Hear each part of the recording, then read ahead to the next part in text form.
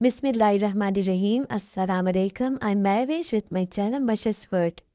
Friends, आज मैं अपना रजिस्टर रिपेयर कर रही हूँ, अपने एकेडमी का कंप्यूटर रजिस्टर। ये बहुत ज़्यादा फट गया था तो मैंने सोचा इसको रिपेयर करूँ। उस पर प्यारी सी ड्राइंग बनाई है और वो मैं आपके साथ शेयर कर रही हूँ। इस रजिस्टर के एक साइड पे मैंने बनाया है अम्ब्रेला और क्लाउड्स एंड रेन। मुझे बारिश बहुत ज़्यादा पसंद है। मैं दिल करता है कभी भी बारिश रुके ही ना, लेकिन ऐसा तो पॉसिबल नहीं है। लेकिन ये है कि जब बारिश होती है ना तो मैं जितनी भी खफ़ा हूँ ना, जितनी भी ज़्यादा, मुझे ऐसा लगता है कि बस सारी खुशियाँ आ गई हैं, रोज़ाम ख़त्म हो गए हैं। थोड़ी देर के लिए सही, लेकिन ऐसा फ़ील होता है। तो एक साइड पे है रेन और दूसरी साइड पे मैंने बनाया है एक आउल।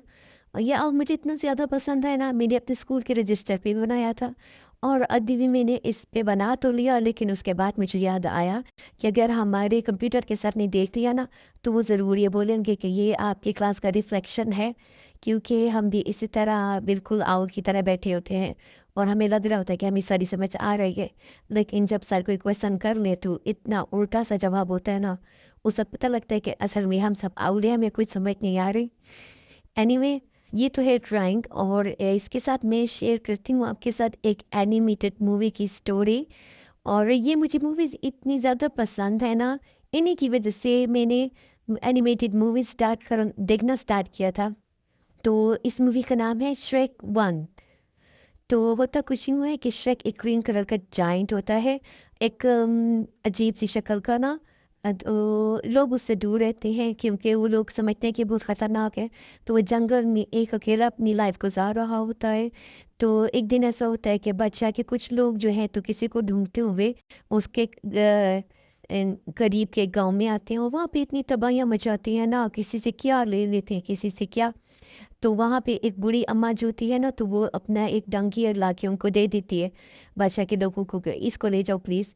क्योंकि इस डंकी ने जो है तो बूढ़ी अम्मा के सर में दर्द कर दिया होता है ना, कि वो जो डंकी है ना वो डंकी भी नहीं होता, उसको गधा तो क्या, उसको बिल्कुल बस खोता होता है वो।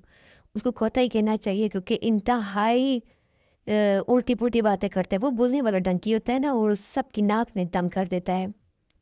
खैर, वो बादशाह के लोग खुश तो नहीं होते, लेकिन उस डंकी को ले लेते हैं। लेकिन वो डंकी उनसे भाग जाता है और श्रेक के पास पहुंच जाता है। तो वो लोग जब श्रेक के डंकी के पीछे श्रेक तक पहुंचते हैं तो उनको ख्याल आता है कि हम तो इसी को तलाश कर रहे थे। और वो डंकी और श्रेक को बादशाह के पास ले जाते हैं। असल में बादशाह बहुत छोटे कद का एक बंदा होता है ना, तो उसने जो है तो उसे श्रेक की मदद चाहिए होती है एक मिशन के लिए ना। तो उसे जो है तो प्रिंसेस फियोना से शादी करनी होती है। और प्रिंसेस फियोना बहुत दूर की जो है ना तो एक कासल में बंद होती है और वहाँ बहुत बहुत बड़ा एक ड्रैगन बैठा होता है ना उसकी हिफाजत के लिए।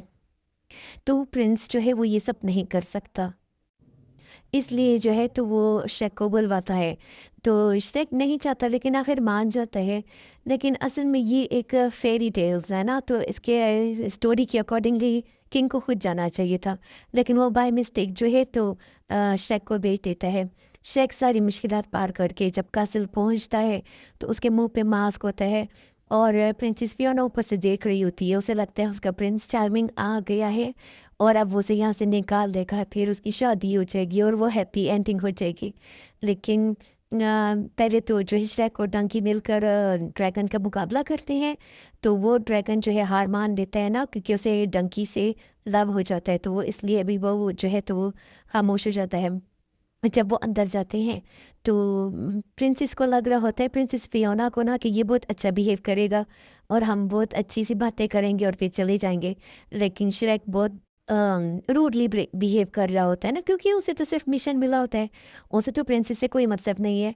तो प्रिंसेस को उसके रूड बिहेवियर पे अच्छा नहीं लगता, लेकिन फिर भी वो उसके साथ बैठ जाती है। उसे वो बहुत अच्छा लग रहा होता है क्योंकि वो उसे प्रिंस चार्मिंग समझ रही होती है।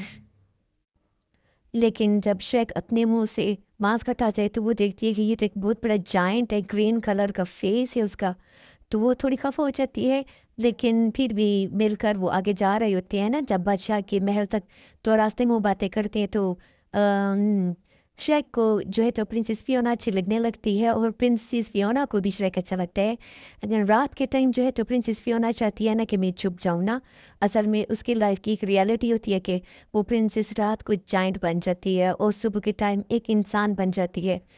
तो वो ये बात जो है तो श्रेक से छुपा रही होती है और उसकी ज़िंदगी की ये बात तब ख़त्म हो जानी थी कि जब उसकी शादी अगर किसी इंसान से हो जाएगी तो हमेशा इंसान ही बनी रह जाएगी, और अगर वो जो है तो जायंट से शादी करी हो जाती है तो वो हमेशा के लिए जायंट बन जाएगी।